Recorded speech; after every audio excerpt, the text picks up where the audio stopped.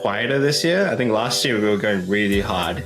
Or was it mainly people in the cryptography space and now the life sciences space? I didn't want to invest in more ed tech because I already had 90%, 95% of my net worth in ed tech. This company is doing really well. Yeah, I mean, it's been hard, really hard. Currency was a big thing. I think that's the biggest differentiator. What about the seed round? Would you have done that the same way as well? There's this whole saying, like, you have to be contrarian and be right if you want to make, like, really big. Our investments are weirder. Like, I don't know, like, the last three, I'm like, damn, those are, like, strange.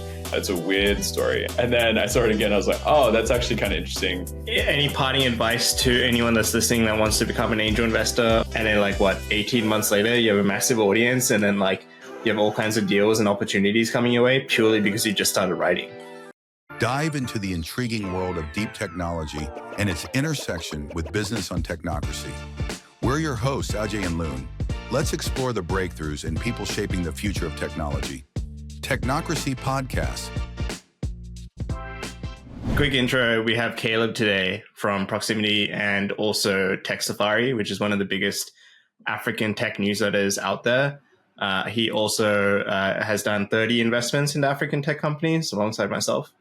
And so, and is also actually consulting for some of the biggest companies in the world for go-to-market strategy on Africa. I don't think we can say who those companies are, but I know who they are and I know they're big. So that's my personal vouch for Caleb. So, but if you want to add to that, Caleb, feel free to do so.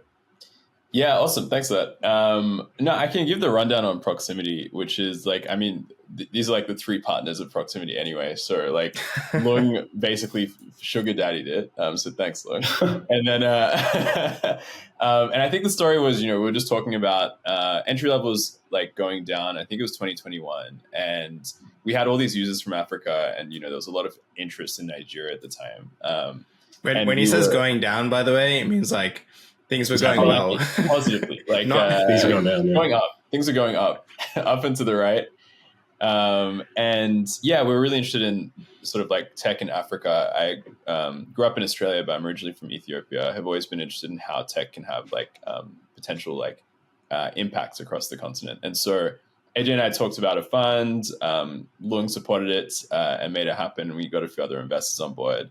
And it's been now almost 3 years and we've invested, we made about 30 investments and I've learned a lot about investing in general, but then also investing in Africa and what's interesting there and where that ecosystem is at. So I guess today we're going to be talking a bit about what we've learned and sort of sharing ideas and learnings and lessons. Yeah, so it should be a fun session. And I think also we could just riff on African tech as well. I'm curious to hear your perspective on where the industry's going and where the opportunities are too, because a lot of I think we like to focus on the opportunities and how we can make money as well. So let's sort of touch upon that too. If anyone's listening and wants to start a company like myself and is looking for ideas, maybe we can talk about that as well. Yeah, awesome. Cool.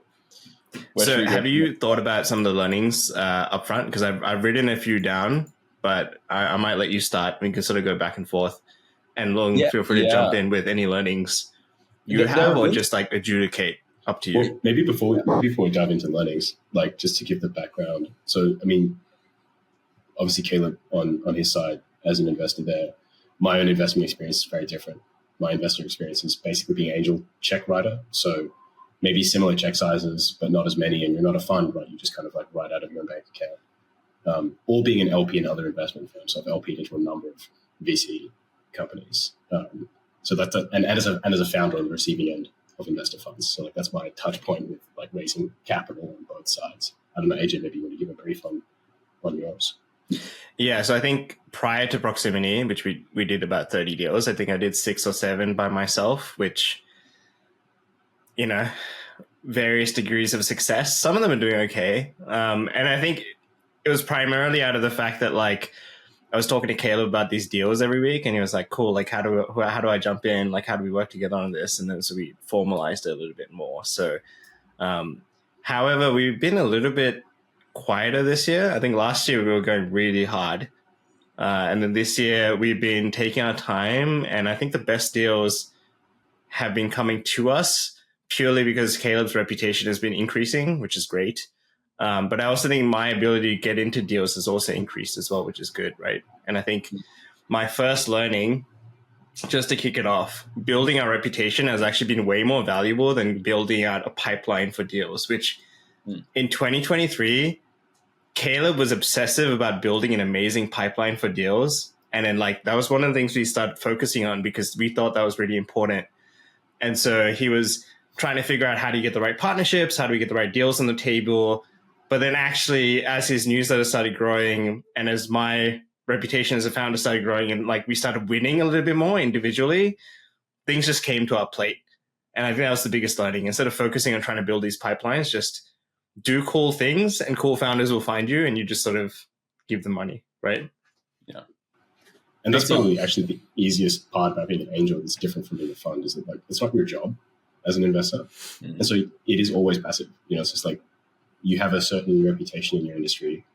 For me, it was cryptography at the time. Now it's increasingly in life sciences. And so people just come to you with interesting deals because to your point, when you're writing an angel check, it's usually not at most it's 100,000, right? And so compared to a round, it's not that big. So people are basically only bringing you in strategically. They want your advice. They want your mentorship. In some sense, it does let you be a bit more aloof because you're just there to give some advice here and there and get involved where they want you. So you're not hunting for deals, right? Because you don't have to deploy capital. That's actually other people's capital that you've got a sort of mandate to get returns on. So you don't have to think about building a pipeline. It's purely reputational. Did you feel that the industry you're in sort of limited the amount of deals coming to your table? Did you find that a founder in the manufacturing space would hit you up still asking for funding? Or was it mainly people in the cryptography space and now the life sciences space? You'd get the occasional random thing through a network. But I think, the point is that it pre-filters, right? If people are knowing that they're only getting a $50,000 check from me, they're only reaching out if they need my expertise, not really the capital. And the capital is almost like the teaser. So it's hey, if you're invested in this, then you're going to be more invested in giving us good advice. Yeah, so I think one thing to add to that that's been helpful personally, and I think maybe if someone's listening and trying to build out an investment pipeline in some sense, me having a more generic skill set like growth and product has been helpful to get deals outside of edtech because I didn't want to invest in more edtech because I already had 90%, 95% of my net worth in edtech and it was already sort of all the risk was in that space. And so I wanted to diversify. And so I think being able to advise and help companies with growth and product, not even to get anything out of it, I just did it for free. But once you did 50, 100, 150 meetings, you just get a bit more of a reputation outside of your own space, which has been useful. So I've always been trying to, even with my personal newsletter, with Technocracy, not trying to be typecasted as an edtech entrepreneur because I felt like that was going to hurt my chances of getting the right opportunities coming my way. So that's why I was curious to see how you thought about it as well. Well, I've got a question for Caleb. So in terms of thinking about pipeline, a big part of that is going to be thinking about the space that you look at. And different VC groups think about this in different ways. So sometimes they go on stage, so they're like, oh, we're an early stage fund. Sometimes they go on sector, and everyone defines sector in different ways. So you can say education is a sector, or you can say tech is a sector, or you can say edtech is a sector, which has to be the intersection of those two things. And a lot of times people go geographically as well, right? And maybe that's just due to the nature of how humans like to interact. It's inherently somewhat geographical. Maybe you can tell me a little bit about how Proximity made the choice to define the sector that it was going after and how that impacts the kind of pipeline you build. And maybe for the audience, what is a pipeline? Can you give us ideas? Or, what's the kind of thing that goes into building a pipeline? Yeah, for sure. Yeah, no, that's good. I guess for us, it was always how do we find good deals that will return us money, right? And I guess that's how a pipeline starts. It's how do you build a flow of founders who are looking or who you can invest in, who are viable. And we started in a lot of ways. I think we when we started, we were looking at every deal. So our early portfolio, I've got it in front of us actually. Some of them were some of those startups were in Australia and sort of in our networks in Australia.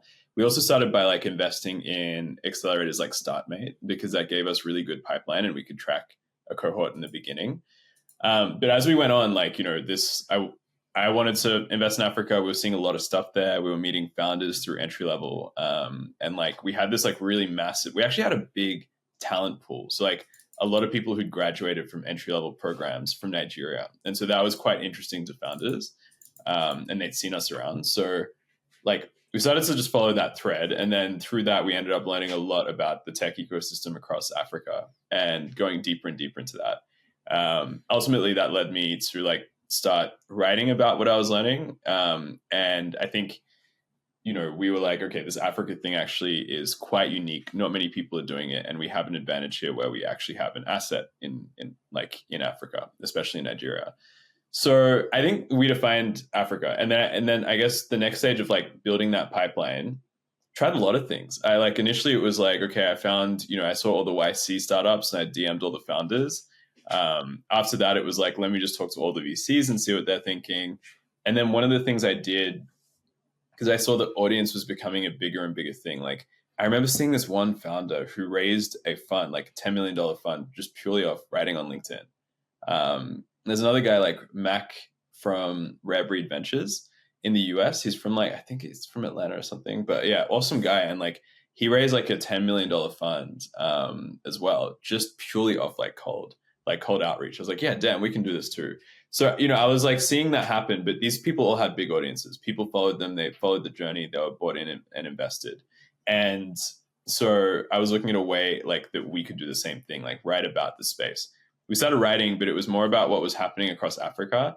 And eventually that caught on and just became bigger. And like what we realized, what I realized in that process was a lot of people are interested in the continent, but there's no sort of like easy way to understand what's going on. So there was like space for like media and some sort of education events community in that space.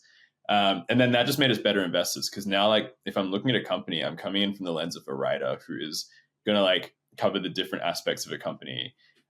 One thing we started doing as well is now we syndicate deals. So we'll invest into a company, but we'll write about it in the newsletter and then get the rest of our readers to sort of invest. That means that now we can do like 200K checks, which in a pre-seed round, that's actually like, it can be the biggest check.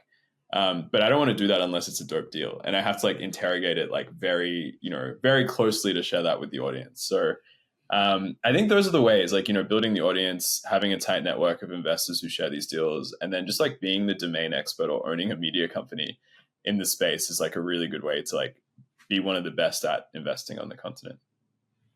That must be also a tricky thing to do because you hold a lot of trust as a creator, right? And if you're doing syndicated deals, you have to be extremely careful about like what you share because we're all still pretty early in our career and it's way too early to like, not that I would do this ever anyway, but I mean, it's just like too early to like, to lose that trust. Right. And so like, there's only so many asks you can make. And so, yeah, I think it makes sense that you're like extremely careful about the number of deals we've done because I think even syndication, how many have you done this year? Like not that many, right? We haven't done that. We've done like 2 this year. Yeah. So, and I've noticed you've been very careful in the selection process, despite having a lot of deals probably coming by your table, right? So I thought that was really interesting.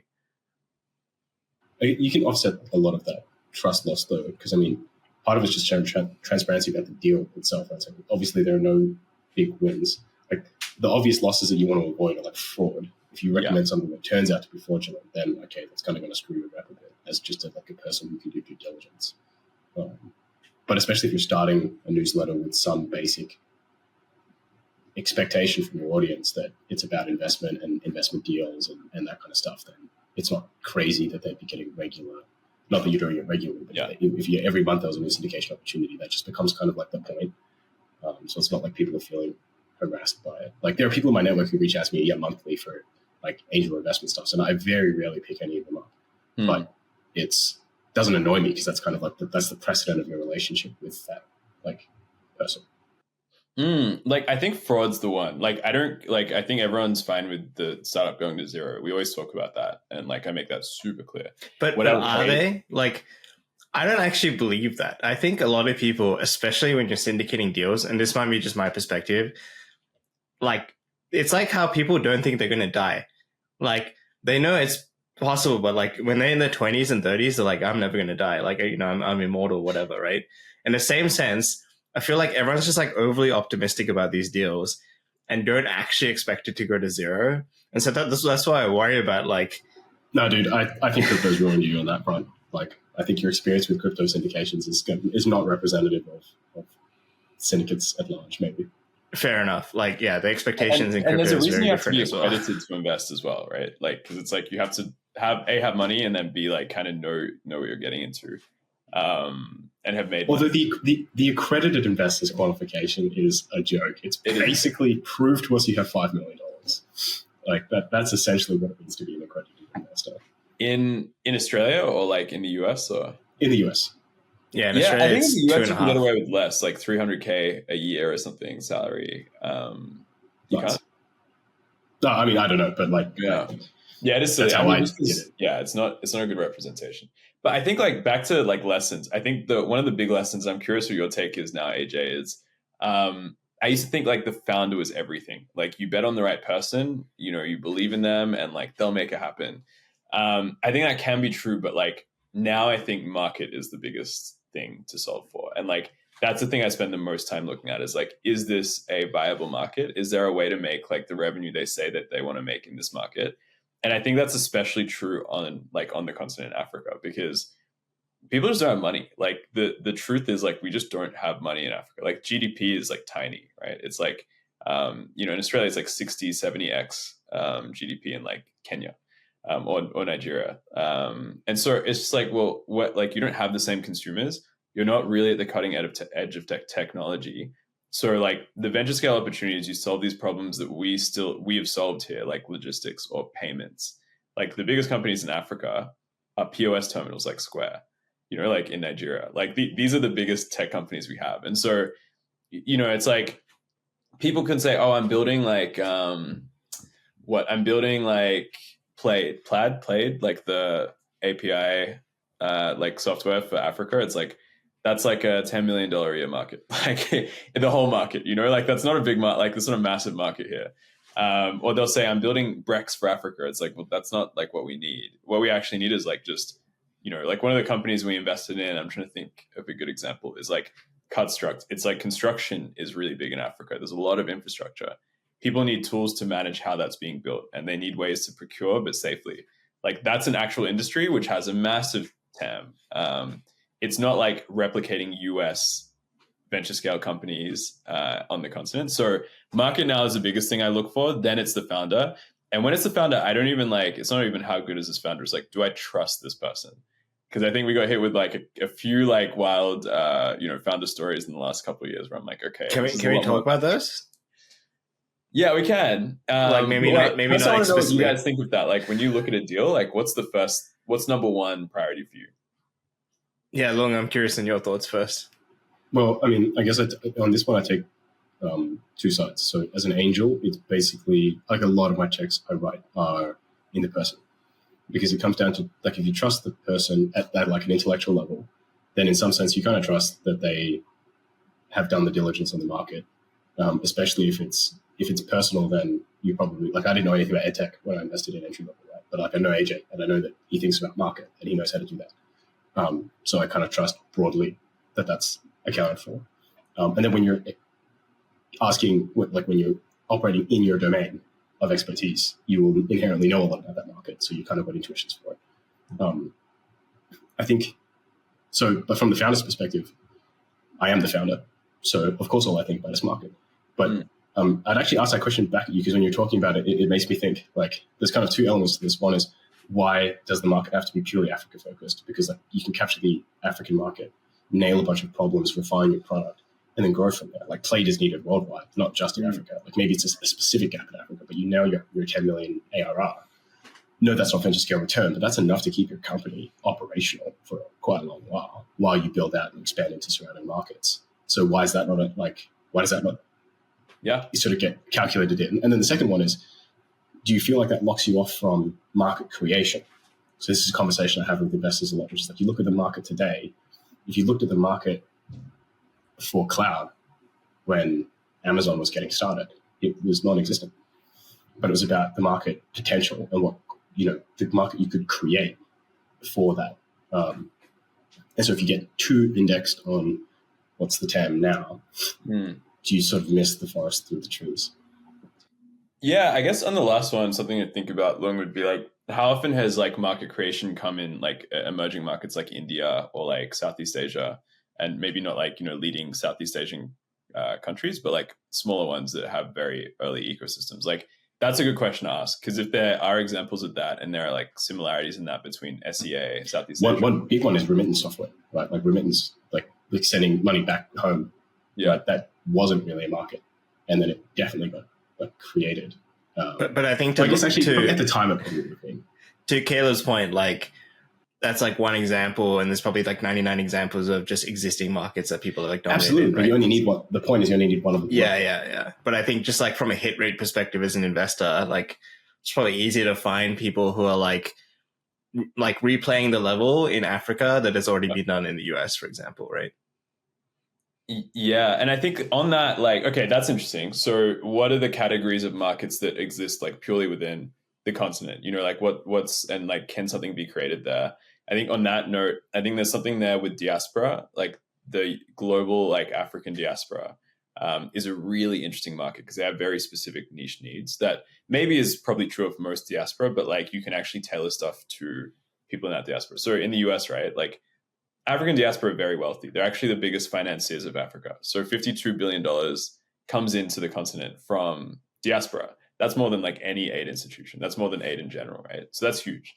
Is there a way to like tap into that flow of money that isn't just remittance, but like redirect it in a different way or service those people who are richer in the US? And there's actually an interesting company called Vesti.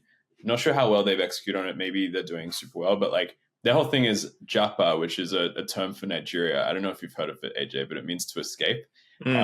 It's like a Yoruba term. And like, it's basically, how do we get out of Nigeria? Because like economically, it's really tough there, but there's so much great talent. And so this company is building rails to let Nigerians leave. And they're making a lot of money on that, right? And so that's like a really unique like African market, which you can service. There's other ones like that, like I think that's what we look for. It's like, is there a unique need here that can be serviced differently by tech? We invest in this one company called Triply, and like their thesis and what they found was in Kenya, you have Airbnb and you have like listings there that are probably between like $60 to $100. For the average Kenyan, that's too expensive, right? Like that's like way too much. And so where do those guys go and like, buy, find like places to stay? If you look up like Airbnb Mombasa on Facebook, or just on Facebook, you'll find like 10, 15 groups, which is like Airbnb Mombasa, stays Mombasa. And this is where a lot of like people actually find accommodation for their local trips, domestic trips. And their listings are like $30, right? So it's like actually a lot more affordable. These guys like, well, there's all these people who have guest houses, like tens of thousands of people, but they have no software to support them, no way to accept payments, etc. So let's build. I have a question about this actually, because I noticed this is true of Southeast Asia as well. Outside Singapore has sort of like an outlier of an exception because it's an island, so there's not much space for it anyway. And I think they actually made Airbnb illegal. But like for internal tourism, no one uses Airbnb. It's all Facebook. Right? You go to Malaysia, Philippines, Vietnam. Why? Why not Airbnb? Is Airbnb taking too big of a cut? Like, why aren't there just listings on Airbnb for $10 a night? I think there might be something here about like the people who own the guest houses, because it's usually someone, I don't know if it's like a legal thing, but it's like I can rent out 10 guest houses from like an actual landlord and then re-rent them to other people. That's typically how it works. These people don't buy the houses. There's actually very little purchases. Like a lot of people just rent in Kenya. So I think maybe that might be one way. And then there's also stuff about registration, like so actually getting onto Airbnb, verifying stuff, IDs, like all this stuff. It's like, nah, screw it. Like I can just list it online, and like that's an easier way to do this, like listing it online. So building like almost like a Shopify for that is really interesting. So you actually promote it the same way as you would. And maybe eventually build a marketplace, but it's like your payments are sorted, you have a calendar embedded, all this stuff to make that easy. It's a big market. This company is doing really well. They got into YC actually. And like, yeah, it's like, it's a unique, like sort of Kenya only or like Africa only market, like a unique African problem. So I think that's awesome. But like, can that actually be like a $100 million company? I don't know, like we hope so. But like, I think that has to do a lot more than just that to be a massive like home run. Which kind of like on the other, yeah, go ahead. Well, yeah, that was going to be my point about expanding outside the African market, right? Is that you said it's an African-only problem, but it's exactly the same experience as Southeast Asia. So the exact same solution should in principle apply. Right. Yeah, I agree. That's where, yeah, sure. Like, that's true. But then it's like, I don't know, something about that doesn't feel like, I think these guys could do it because they're really like, they've done YC now. So they have like the global connect, which is great. Not all founders get that. And so what that means is like, we are disadvantaged as a continent because it's hard to raise capital, right? We raise way less and people don't typically trust African founders. There's a few examples of the opposite. So there's a company called Move, which started in Nigeria, and they're like vehicle financing. It's kind of like drive to earn your car. So they'll give you a car, they actually manufacture it, give you like a credit system so you can drive to earn it in Nigeria.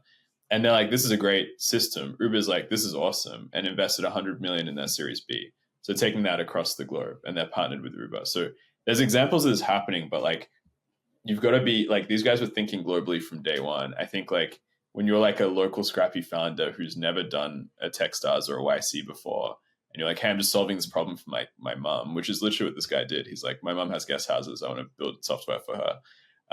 Like, you know, are you thinking like of Thailand, like, you know, Thailand, like, or are you thinking locally at first and then, yeah, getting there is a bit harder. So it's definitely possible. But as the investor, right? So putting the investor hat on, like yourself, you have this global connect, right? So you're totally right from the founder's perspective. They're locked into their specific niche, and letting them capture that niche is obviously like the thing to do initially. But given that you obviously have global connections, is that one of the value adds that you bring as an investor? Like that ability to say, okay, you've got this cool solution. It works in Nigeria. You can capture all of Africa. Maybe that gets you to however many million rev per year. But to go real big and venture scale, you're going to need to tap into other markets. Is that the kind of perspective you try to bring, or do you just like, is your thesis more that the founder's going to do what the founder's going to do, and you just have to support them instead of trying to guide them in a different direction or a bigger direction? That's a good question. 2 or 3 ideas here. One is like, I think that when I model, like when I look at a deal now, I always think about like, if this wins in its home market, what does that look like? Rather than like what happens when you expand. Reason for that is probably we're just too scarred. I don't know if you recall, AJ, a lot of these companies were trying to like expand outside of like Nigeria or like outside of Kenya, and very rarely has it worked out. I think also to add to that, I think you might be oversimplifying like globalization day one. Like it's sometimes easy, but sometimes it's very difficult, right? Like if you think I'm not trying to imply that they should do it day one. It's more just like once you've captured it, to Caleb's point, does that just stay, is that a $100 million company, or is it only a $10 million company? And if it is only 10, how do you justify the venture investment when you're dealing with a situation where you've got power law and each investment kind of has to have the opportunity to turn 100x the entire fund type thing? And so like, if 100 mil is the minimum market cap that this company has to reach, and you assess the home market to get them to 50 million, is it like, okay, capture the market, get to 50 with an understanding that the market can then expand later down the line once you've gotten there? But I guess to Caleb's point, so you really just focus. I mean, I guess it's the failure rate to getting to the entire Nigerian market in the first place is probably high enough that it's not really worth thinking about that second step. Well, I think we made a decision like fairly early that like it was going to be very hard for us to invest in $1 billion companies. And so we just stopped trying to do that. Yeah. And so all we did was we increased the bar for quality for the kinds of companies we're investing, and then trying to get a better hit rate to get like a 10 to 50x return as opposed to like a 1,000x return, right? And so it just sort of changed the profile and the kinds of companies we're looking at. But I think it definitely changed the way we approached it once we realized it. To your exact point, like it was just not possible to get to that $1 billion stage, or the hit rate was going to be a lot lower. Exactly. Okay, yeah, that makes a lot of sense. And we're super aggressive on valuation now. Like we take that super seriously. So it's like it has to. There's back when we started investing, we're just like whatever, great founder, it'll be at like 100x if it's good, But now it's like actually this is what I mean by market. There's a real, when we talk about market, it's not just like is this big? It's like how much revenue can they actually get if they got like a significant percentage of this home market. With Triply, we spend a lot of time thinking about how many of these people are there. If they just want in Kenya, would it be enough to actually return, like give us a good return, like a 5x in the next 2-3 years? If they just did Kenya, right? And on that valuation, it did. So we were like, this is a great deal. And they're already profitable as well. So there's a lot of things just really riding for it. I actually think this is the thing. I think the African exit, like that we will actually see, is going to be in the $100 to $200 million range would be our great ones. And we'll only have a handful in the next few years, like probably 10, 15. And those will be like, okay, we have a, like, I don't know. When you say we, you mean the continent in general? African continent. Not, unfortunately, I don't know if we'll catch all those. But like, I think that's the, like, I don't think we're going to have true $1 billion companies or $5 billion companies.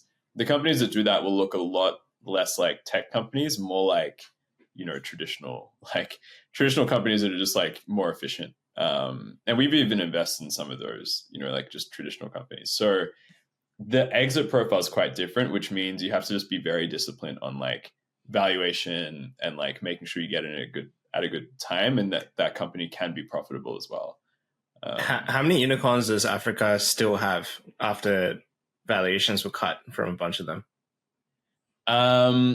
So on paper we have 9. I think if I was to pull them up, probably 3 or 4 of them would like realistically be evaluation like a okay, so like half of them were wiped like from unfortunately Chipper Cash quickly looking at like just a thing online from Google research, it looks like there are currently 6 valued at over $1 billion. We got 2 in the last month, which is awesome. I think it should be 7 because Chipper Cash, I don't know if they're on there, but who were the last 2? This was in September, so if a couple came through in the last 2 months, then it would have gone this. Yeah, so lately, 2 months ago was MoneyPoint, this company I told you about, which is like POS devices, and now doing like online payments in Nigeria. And then like actually last week, Time Bank, which is the South African neobank. That's wild. You were talking about MoneyPoint like a while ago, and then what? Now they're $1 billion. That's crazy. Yeah, they're huge. They're a really, really cool company. But then the others, I don't know. Like, I think Flutterwave is going to try to go public soon. We'll see if it keeps its $3 billion. I doubt it. MNT Halan is actually it's a monster. It's like a massive lending company in Egypt that's deserved. It's a Switch. I don't know. It's been at $1 billion for a long time. Are you counting? This is just startups that have become $1 billion plus, right? Is that what we're talking about? Yeah. Yep. Mm-hmm. Yeah. But I don't think we're going to have that many more. Like, yeah, like we'll have a few more, but I just don't see that yet. I think it's too early. And it's the same thing. Like, there's not that much money on the continent. There's not a big consumer population. And like, there's just still so many core issues you need to fix before you can even build great startups on top of it. Like, you can't build Amazon without like PayPal and like, what is it? Like, UPS or like postal service. We don't have those 2 things. So how much does political stability get in the way? Yeah, massively. I don't know. Do you have AJ? AJ can actually speak to this because like it's been a big deal for like entry level in Nigeria. Yeah, I mean it's been hard, really hard. I think the currency was a big thing. Like every time it got devalued or like went really high, went really low, it made it really difficult to come up with pricing models that made sense because the population isn't necessarily aware of or working with international currencies, and they're not thinking about the exchange rate between Naira and USD. But then our cost of acquisition was increasing and the ability to pay decreased because the currency devalued. So that made it really difficult. And so I was paying attention to the elections and trying to figure out what works with us and what doesn't work with us and what's the economic policy. I think Nigeria had some stuff with debt that came out, I think, a year ago that really made the entire currency devalue. And so, yeah, and then sometimes the government would come out with a policy around minimum share capital and then revert the decision like 2 days later. And so just like, it's really interesting. I think it was really hard. I don't know if I could do something like that again. Yeah. It's like fighting like something that you like. It's an unstoppable force. Like you can't do anything about it. Yeah. And so like as a founder, you're meant to be resilient and deal with all these things, but then you have a force that you can't really do anything about. You're like, cool. I guess my model doesn't work anymore. We're just gonna like pivot or do something else. Yeah. I'm trying to Do you find have a any chart. broader thoughts? I'm trying to find a chart of like this isn't directly political risk. I will talk about political risk though. But just like the naira and its value, but like against the US dollar. Like I don't know if I can share my screen. You should be able to. Copy. But it's funny, you can overlay like entry levels revenue with the graph between USD to Naira, and they're like, bro, you just gave away. That's crazy. they mirror each other pretty well. Yeah, that's great. That's insane.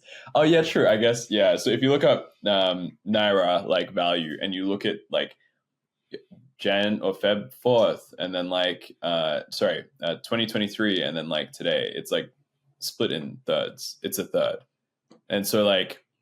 You know, like if you're a startup reporting in USD and like you're reporting revenue and you've like looked like you had to 3x just to stay the same in many ways. So like it's just extremely difficult when you have unstable countries like that. It's actually a miracle that Money Points is doing so well that like they managed to keep or like increase their valuation. But I think that it makes it really difficult. There's this whole like sort of dilemma where if you're a startup on the continent, you need to launch in different markets literally just to survive, because you can't be dependent on one market, because you could get hit with like what's happening in Nigeria or even Ghana or other countries. And maybe this is an ignorant question to some degree. Like, what stopped entry level just taking out shorts against the naira in equal proportion to your revenue? Taking out insurance. Shorts. I guess this is not something I should be able to like considering as like an early stage founder, like trying to make revenue, right? Like, but to your point, I could have, but I didn't consider doing that. And like, I was focused on trying to build a product and get revenue, not thinking about my currency hedge in like year 2 of the business, right? So is that a thing people do? They take shorts on their own companies? No, you take short on the currency. So like, if you know that you've got, $100,000 of revenue yearly, or let's break it down like 10K revenue yearly, 10K revenue monthly coming in naira, then at the same sort of like interval, you take out a 10K short position against the naira, so that if the currency drops, that your short position increases proportionally in value to the loss that the currency took, right? And so you basically hedge your currency exposure. But it was hard enough to even get money out of the country, let alone like considering looking at shorts and like other financial instruments. It requires you to have the financial infrastructure globally to actually take out a short position. Yeah, I'm not even sure how you would even do that, like in Nigeria. So because it was really hard to transfer money. Is the naira not available on FX? I'm not sure. I haven't checked. I should check at some point. I think it wasn't for a while, which is why it was so like dressed up by government, and then they floated it. But to go to policy changes specifically, I remember a time when I think, Caleb, you were there, like they banned all international transactions, and they just sort of came out and said that the government came out. And then suddenly overnight, our revenue went to zero because no one could actually transact with us. And so we were like rushing to try and solve that issue that, seemingly had no solution. And then I think later, so I think it started with they banned it. The maximum transaction volume was $20. And so we had to reduce our prices to be under the threshold, but it's a cumulative threshold. So it's $20 per year that could go outside of the country or something like that. And so a lot of people hit the caps and didn't realize they hit the cap. And so we had to like explain the situation to them. And suddenly we're in a position where we're explaining the government's position to our customers because they don't know what's going on either. And then they banned it all the way to zero. And we had to come up with a different solution by coming up with creating a company and doing all that kind of stuff. So yeah, I think it was really tough dealing with that. And that's just one country. Like we didn't even get into the complexities of going to Ghana or Kenya, which was also markets that were growing for us, but we never took the step of like setting up an entity there and going to the same level of rigor that we did with Nigeria. Yeah. But coming back to, I think the original point was like, is market most important or founder most important? Yeah. What do you think? I think to me, it's a mixture of both. I think it's a formula, right? It's like founder times opportunity equals like success rate. And if you're a 10 out of 10 founder, 10 out of 10 opportunity, you get 100x return. And I think one of the things was like, I think I'm a decent founder. Like, let's be generous and give me a 6 out of 10. I think the opportunity selection could have been a lot better, right? Because Yeah. even though education is a great market, the kind of LTV we were talking about, lifetime value for a customer, was like $5 to $25. Very hard to make a big company when your lifetime value for a customer is like $25, right? There's only a little amount of room that you can use for innovation and like acquiring a customer. And so I think for me, opportunity selection has become like almost number one as I sort of think about the next thing to build. And so in hindsight, if I like evaluated my company as an investor, I would have said, okay, I don't know about the opportunity. Like, I think I gave a pretty good pitch, a compelling pitch, which is probably why I was able to raise money and get a team and stuff. But in hindsight, I think it just missed some of these like important key points to make it a 10 out of 10 opportunity to like chase after, essentially. So is there? Founder market fit is a thing, right? You got product market fit, and you got founder market fit. Like you're a good founder in your space. I like to think I'm an okay founder in my space at least. But if you picked me up and put me in something more broad like consumer tech, I'd probably do badly, right? So it's not necessarily like a founder is always a good founder. It's like they're good in their specific sector, or leveraging their skills in a particular way.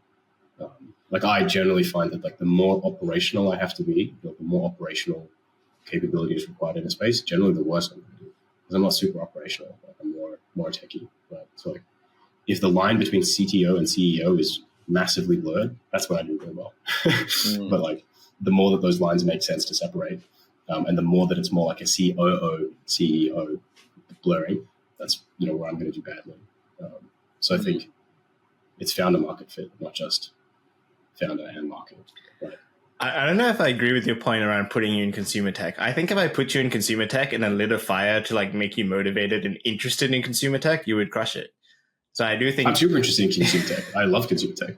I just like consumer tech has a lot of operational stuff that I'm trash at, right? Like marketing, customer acquisition, like I'm not great at that. I'm really great at like nuanced technicals and understanding how tech can give you a massive edge, right? And how to pitch that to people who need it.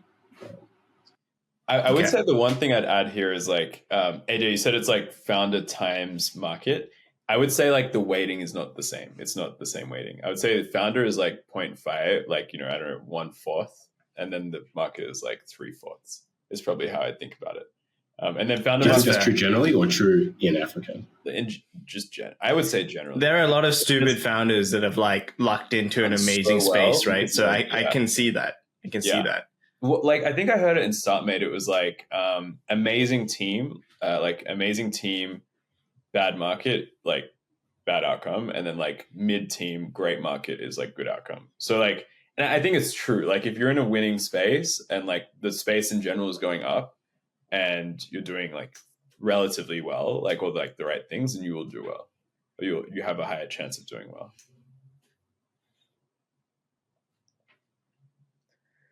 For me, it's 100% on.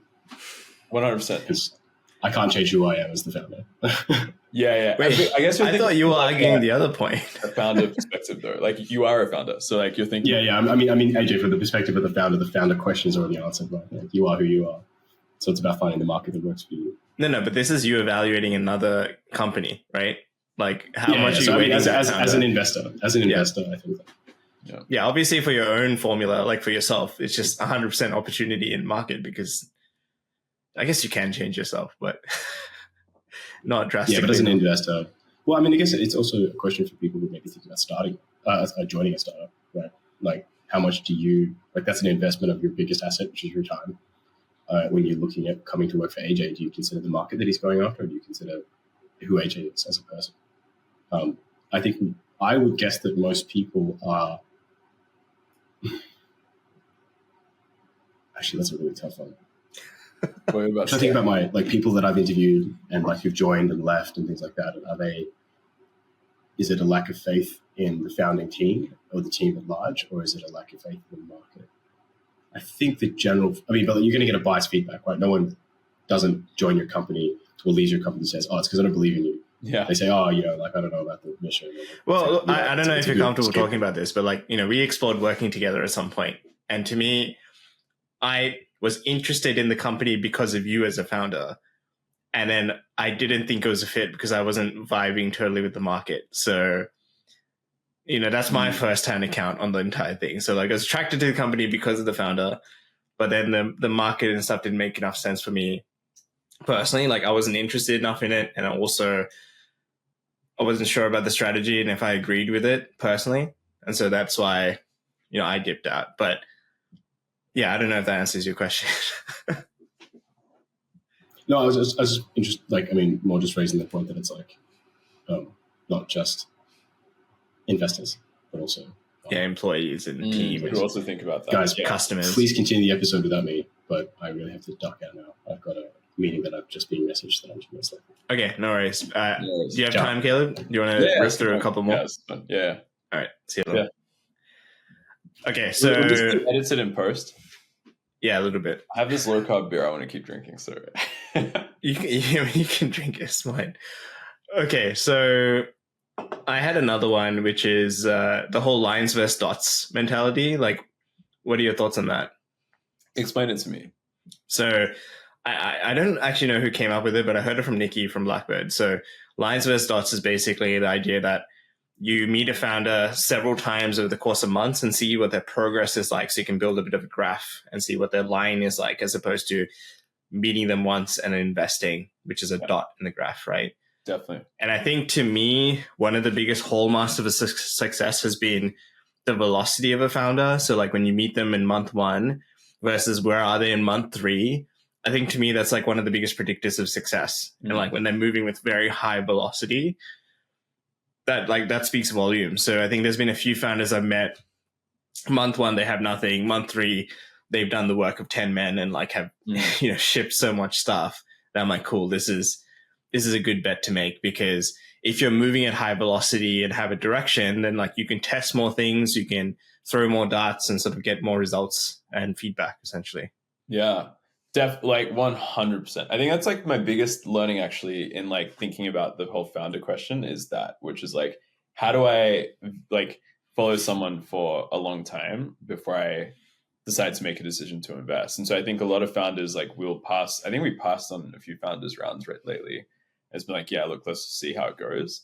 Because it's so important. And it's important not just because you want to track their performance, but because to me, my biggest like fear and just having this happen to that portfolio as well is just like the idea of like founders being ethical and like not, just like blowing your money on something stupid. So, or like doing something fraudulent, which we've had in our portfolio. So that's why like I like to follow founders for a while and get to know them. And then once there is sort of trust or you understand how they work, then you're in a much better place. I also think the velocity thing is interesting because there's like the easy way to interpret that, which is, oh yeah, they've achieved a lot in 3 months. Or like they've made a lot of progress on their one thing in 3 months. But velocity can also mean like, in this case, I think it can also mean just changing a lot of stuff, like achieving a lot, but also pivoting a lot as they figure it out. And some of the best founders are doing something very different to what they were doing 6 months ago when we invested, but that thing is like in the right direction, or they're moving fast enough that they will find something out in time. Like there's a founder who's a great example of this, like such a good example of this. I think I've told you the story, but they have this company called Kafresh. They basically spray fresh produce and it can last up to twice as long. It's like organic material, and they're based in Uganda. So their farm or like their lab is in northern Uganda.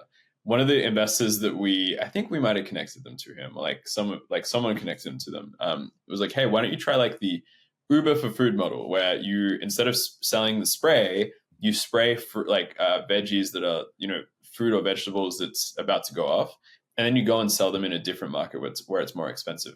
This guy within like 2 weeks. So I brought this guy to Estonia to speak at this conference I was speaking at with me about tech in Africa. And he's like, yeah, okay, I'll be there, but I have to fly. Like, I'll be flying from South Sudan. Like, why are you flying from South Sudan? And he's like, well, this guy told me this like idea of like, actually spraying fruit with it. So I just want to make sure that like I'm going to send a shipment of like 3 tons of tomatoes from northern Uganda to South Sudan, where the price is like $2 different, and try selling it there just to see what happens. So I'll see you there, but I'll be coming from South Sudan. I was like, what the hell? And like, while I'm with him, he's like on the phone and he's like, just like making sure like the shipment is getting there and getting sold. He got pulled up by like the tomato mafia or something in South Sudan. Yeah. And they're like, what are you doing? Like, and they basically had to make peace with him. It was crazy. And like, but he still sold it and he made like 14K on this one shipment. Like, so it just like moving that quickly, I was like, this was the correct team to invest in. You know, he moved within like 3 weeks. And I think like when you see something like that, it's really special because like a lot of founders don't have that ability to move like that or like action like that. Do we invest in Kafresh? Yeah. Oh, cool. Okay, I have an outdated portfolio list, clearly. That's awesome. That's Tomato Mafia. What the hell? Yeah. So funny.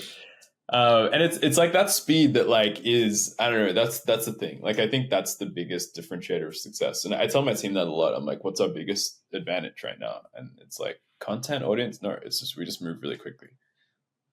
Yeah. And I can see this in Loong too. I mean, I'll say that I'll compliment him now that he's gone, but like, you know, he there's this whole mentality of like hunt like a lion, right? So when he's in go mode, like he's going 24/7, like fully in it and just like grinding through.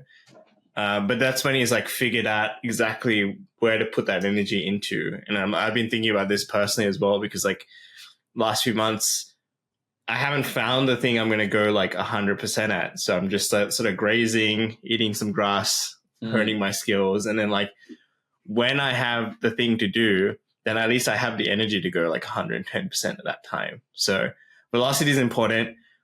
You can't go 110% 24/7, unfortunately. So you got to pick and choose the times to really go at it. And I think that like the first 3 to 6 months of the business is like the right time, but you just need to figure out where you're going to go first, right? Yeah. And I think like it, yeah, I totally agree with that. I had this moment, this is not necessarily investing, but I had this moment where I actually got really sick like a few months ago and I got hospitalized. And I didn't know it at the time, but it was actually stress related. So a lot of like my doctor's like, yeah, we have no idea what happened, but we think this is like, you've just been pushing it too far. You should relax a bit. And I reflected after that. And like the takeaway was I had been sprinting on this new company for like 18 months or like probably a bit longer, like, you know, a year and 10 months or something. And like, I think being in sprint mode for that long, sometimes you forget, but like, that's actually so bad for you. Like, and it's not effective. And I think by like that time for the 3 months before that, I was not an effective operator. Like I was tired all the time, couldn't focus. And it was because my body hadn't had a break. So I think this idea of like just resting and being in resting state, like for a lot of the year, and then just having these moments where it's like an insane, like 1 month sprint or like 3 month sprint is super important. But then going back to resting state when things aren't as active or when it's not the right time. And I think it's not just like in the beginning, it's actually like throughout your company. Like we currently are in a chill state where we have a plan for next year. We know what we're going to do. But I'm like, I know that in February, from February to March, as we launch this new product, it's going to be super intense. And then I also know like when I get back in July to August, that's also going to be very intense. Like I'm not planning to be healthy then. I'm planning to just work then. So I think like having this idea of like sprint state and like rest state and like, you know, consistent state is really helpful as a framework. Have you ever looked at like how a founder takes care of themselves as part of like the consideration? What do you mean? So like, you know, do they sleep well? Like, do they take care of themselves? Do they take time on the weekends? Do they run themselves rugged? Like, this thought just occurs to me now. Like, I've never thought about that, like as an evaluation process for investing, but like, I am curious if there's some sort of like correlation. Yeah, actually, yes. Like I'm thinking about that a lot now. So yeah, something that I think is a red flag is like, and I experience this with my team and I tell them to just like grow up a bit. It's like, they always message you at like 4 a.m. in the morning. Like, here, I've submitted this thing. Sorry. It's like, you know what I mean? Like where you get messages like really late at night or like someone's like, I stayed up till 5 a.m. doing this thing. It's like, that doesn't look like control. Like I understand like being focused and just like doing an all-nighter here and there, but like consistently doing that or being like, wow, I just like didn't sleep all week. That sounds like the dumbest thing ever to me. You know, like that's not cool. Like, but I think it is true. Like, does that person recharge? Do they take breaks? I don't know if taking breaks is the most important, to be honest, especially in the beginning. I can understand that, but like long-term, you do want them to relax a bit and to like recharge. There's a really good, there's a great YC session called How to Win by Daniel Gross. Have you seen that? Sounds familiar. You should watch it. I think I might have listened to it like ages ago, like early days. This is old, right? It's not like... It is. I think it's like 8 years old or something. Yeah, I think I listened to it ages ago. I'll share it with you. It's great. It's like it's like, hey, look, you're an athlete. Like you have to be at high performance all the time, and it's cognitive. So like you have to treat yourself like an athlete, and that means resting like an athlete. That means like sleeping. That means like having hobby, like, you know, having other stuff you do. And then he's like, something he said, which just like triggered me so much, was like, also, if you're, I don't know if I just, can you see me? Or did it Yeah, work? you just need to like put your hand in front of the camera and like reset it basically. Or just turn your camera off and on the riverside. Wait, let me try.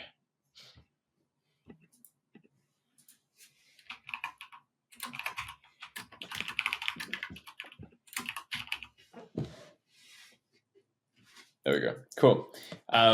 Yeah, what he says is like, if you're not doing this, your competitors are doing this, and they're like they have better ideas than you, and they're thinking clearer than you, which means they're going to beat you. I'm like, damn, that's great. I've never thought of like the inverse of like grinding really hard actually like being a detriment, right? And like, and other people getting a leg up on you because you're working too hard. But it's really true. Like a lot of our job is being able to focus and like just work on one thing and do really well on that. 100%. Yeah, I think like last few weeks even I've been like, since you left here, I've been working pretty hard, but not like insanely so. It's just like sometimes I'll sit at my computer and then like it's at 7 a.m. and then I look at the clock and it's 12:30. I'm like, wow, the entire day just like disappeared. But I was just like really in flow state. And I haven't had that in a couple of months. And I think that's purely because like my interest has been piqued recently by some of the AI stuff. And I've just been working and sort of playing a little bit. But now I have the energy to do that as well as I get slightly fitter and things like that. The other thing I've been really fascinated by is like getting an EEG, like a brain thing. What's that? And trying to optimize my brain health. So I wanted to get like stats on like memory retention, processing speed, and just like get a PDF that just sort of outlines my brain stats and then spend 8 weeks like optimizing every single stat. And I think like one of the ideas I had was just like selling that system to people, because I feel like if you have money, you would pay $10,000 to become smarter. Like you would just do that just because everyone wants to feel better about themselves in some whatever case, right? What's an EEG? Like what? Like so these are like brain systems you can. So it like scans the electrical signals in your brain essentially. Cool. And so I didn't want to drop $4,000 on an EEG, so I just started messaging people like, "Hey, does anyone have one lying around?" And luckily, I found a friend that has one lying around, so I'm borrowing that next year, and I'll sort of play with it.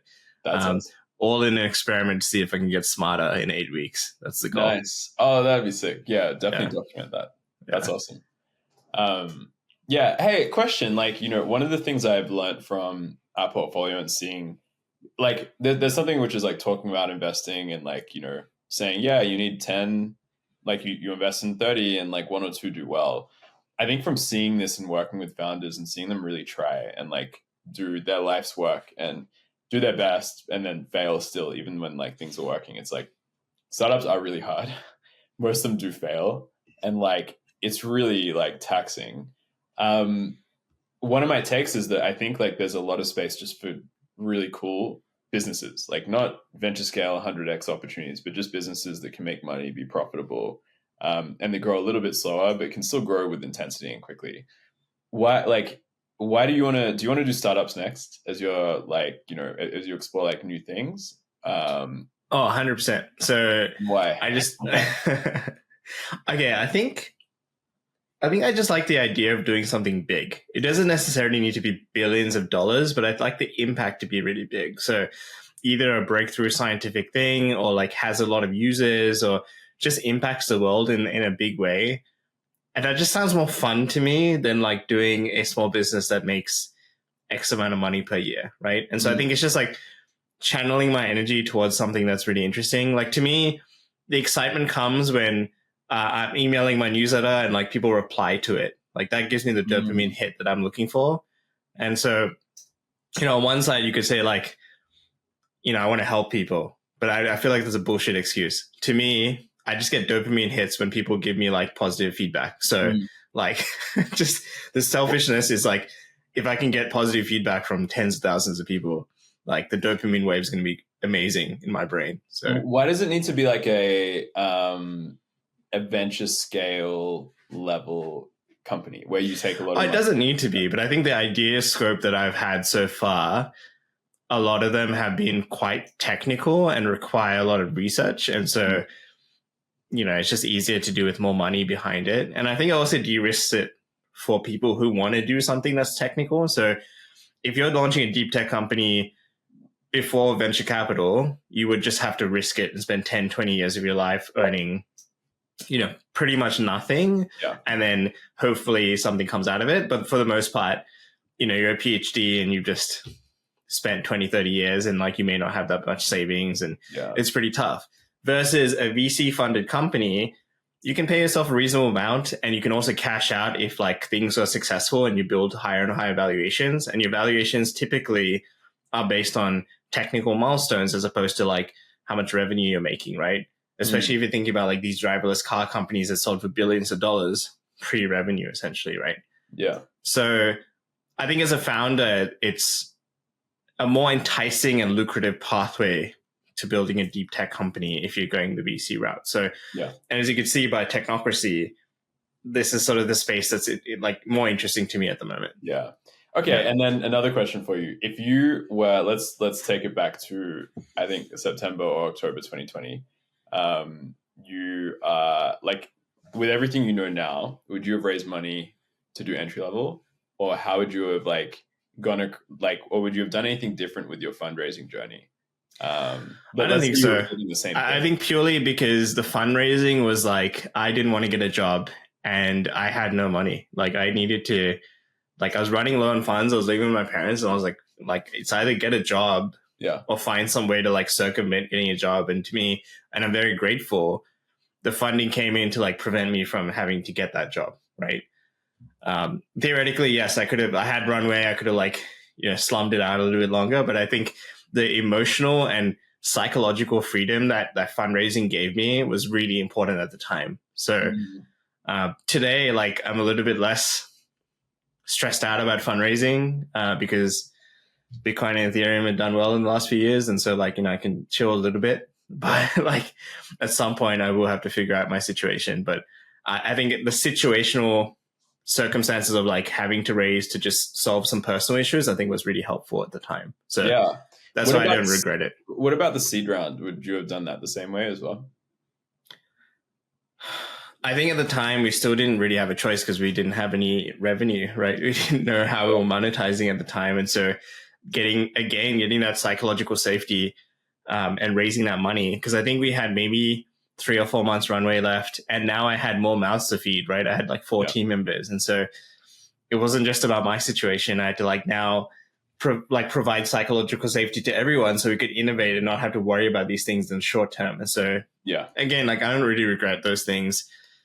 In hindsight, would have made a lot more money if I didn't raise, but I think the investment came at the right time. Super appreciative for everyone that invested. And also, it helped in different ways as opposed to like fueling the business. But like now I probably wouldn't raise for that kind of business again, just because I think that there's benefits of having the rigor of like having to figure out how to pay the bills next month. And because it's a fairly straightforward business, you can just push revenue, right? And you're not going to overgrow the business because like there is this complacency that comes with raising a lot of money. If you raise a couple of $1 million, you feel okay with over hiring or like spending an extra amount of money on like software subscriptions, and you're not like paying attention to things as much because you're just like, oh, we're all funded, we have all this time. But that complacency can also kill you, which definitely we went through ups and downs because of that. Big time. That's super interesting, very insightful. I guess like it also helps that just the investors are awesome. Like great investors really knew what they were doing and like quite helpful. So like there's no real reason to be like, oh, it sucked or it was a bad experience. Whereas like some people who have more controlling investors or investors who are very much like whipping them into place, like, or controlling what they do, it's not quite as ideal. Yeah, and I think this is like very unique circumstances to myself, right? Both the reason why I got investment, the type of investors I had and how they've approached the whole thing and how I've approached the whole thing. Whereas like maybe someone else will have a different experience about the whole thing, right? Yeah, big time. Any other learnings about investing that you want to quickly rattle off before we wrap up? Yeah. I'm trying to think, like, I don't know. I think it's just, I would say the one thing that's really helped has been, I guess for anyone who might be listening and like is interested in doing investing, like investing in something, is like, it really, really helps to have like domain expertise or some sort of thing that people gravitate towards you for.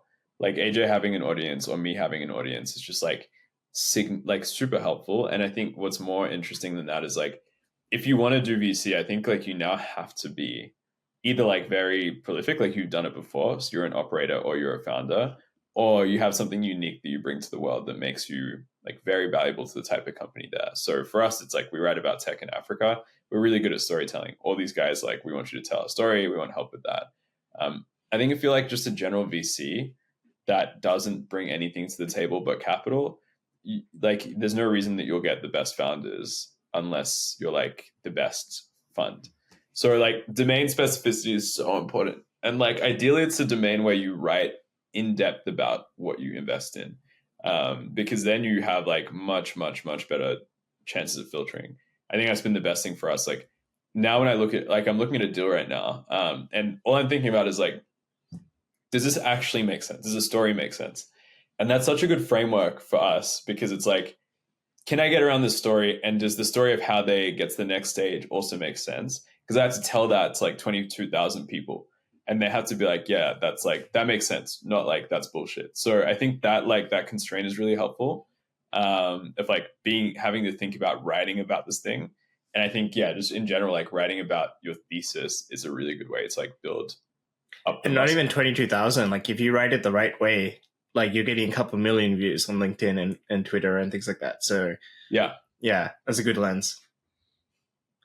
I had a few more. So the first one was that like round construction is actually really important if you're a small investor. So if you're putting in a 25K check and there's no one else in the round and you're just investing, like, and this has happened to us, but we didn't really consider the round construction. It can be quite detrimental. So just considering the round construction, who's part of it, and thinking through that when you invest, like when you're a small investor, I think is quite important because there's other variables to it.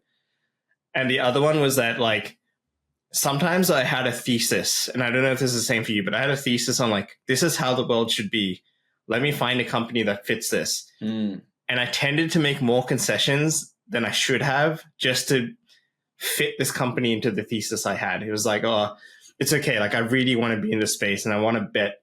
I want a horse to bet in this space. And so I'll make all these concessions to make it work. But in hindsight, I think that I shouldn't have let that thesis sort of sway my decision so much and make those concessions. I should have had the same rigor in that company, despite my personal feelings towards this is how the world should work. When did that happen? So I think there's been I don't want to say specific companies because I think some of them are still going, so we don't know. But I think I definitely had a few times when I thought, okay, this is a cool space. I really like this. Let me try and find a company, and I'd find the company, but the only ones willing to sort of like I could get in touch with were like, not as great or like still early stage and still figuring things out. And maybe the founders were still like early in their journey as well. So yeah, like it has only happened like one or two times when like, I've really thought about like a specific space, but yeah, I shouldn't have made those concessions is my thinking. Yeah, that's really interesting. I like the point of like round construction, who else is in the round. That's really important.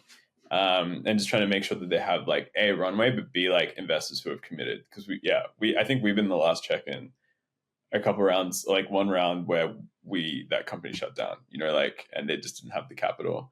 The other one I think I used to think about a lot was, okay, who's invested in this company? If they've invested, it should be good, like that's a global VC, like that's a massive, like tier one VC, but truth be told, they don't know shit about Africa. Like, I don't know. When I think about it, I'm like, they actually don't know much about the continent. And like, yes, they would invest in like the plaid for Africa because they think plaid works in the US, but they don't know anything about the continent. So I think it's like just maybe like a strategy that I think we sort of took in the beginning was follow big name investors who are making bets on the continent because they probably have an idea of what's working, and we're too small to do the DD. I think that was wrong. And I think like it is our job to do the DD because we're a VC. Well, we're trying to be a VC. So yeah, always doing your own DD or having a reason that you think a company is good versus like these investors are in, so I am. Yeah, I agree. I think there's this whole saying like you have to be contrarian and be right if you want to make like really big wins essentially in the market. And so if everyone's just following the biggest investors and like there's no room for like the contrarians to win, and if our like advantage comes from understanding the African market more than the average person, then we should be leaning towards that advantage a little bit more. And I think like now our investments are weirder. Like I don't know, like the last three, I'm like, damn, those are like strange. And sometimes they get validated after we invest. Like they'll get into like a big program or they'll like raise another round. But like I think just being like, okay, that's a weird take, but it actually maybe it works, and being the first to come in is super rewarding. And like we've seen that really pay off with like Kafresh is a good example of that. It's a weird story, and like I first saw it, I was like, nah, like, and then I saw it again, I was like, oh, that's actually kind of interesting.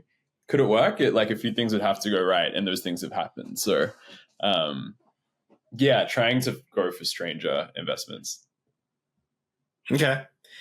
Any parting advice to anyone that's listening that wants to become an angel investor or like start a fund maybe?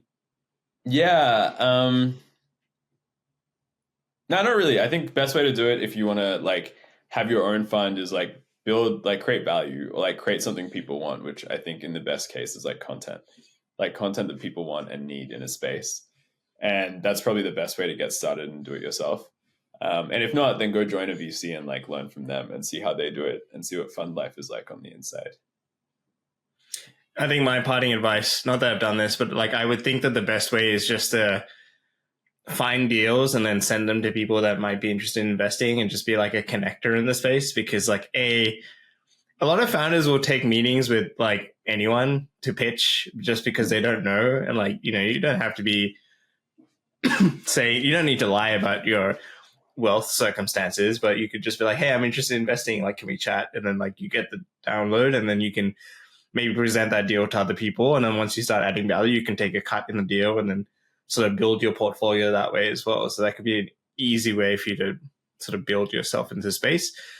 Or you can also do like what Warwick did, like we talked to him last week, where he just started publishing stuff, right? He just started writing about deals and like analyzing them and talking about the VC space. And then suddenly like everyone was knocking on his door for job opportunities, to advise on fundraising, to invest, all those kinds of things, right? So it's one of those things where like if you put yourself out there and build interesting things, people will come to you. And similar thing with Tech Safari, right? Like you just started publishing stuff and then like 18 months later, you have a massive audience, and then like you have all kinds of deals and opportunities coming your way purely because you just started writing, right? So yeah, 100%. Yeah, make something people want, like make content people want, and then figure it out. I think that's the best way for sure. Yeah. Awesome. Well, thanks for listening and thanks for coming, Caleb. If you haven't subscribed, please do so. We have a gentleman's agreement. So if you have, I'm just stealing this from My First Million, but if you have taken up, 80 minutes of our time and listening to us drone on and on and on, the least you could do is, tell one person about it. Like do this for Christmas, right? Give me a Christmas gift, tell one other person about it so we can double our subscriber count. I think we're on like 55 subs on YouTube. If you can get me to 100 subs before the end of the year, that'll be my Christmas made. That's all I really want from you guys. So anyway, thanks for listening and we'll see you next week.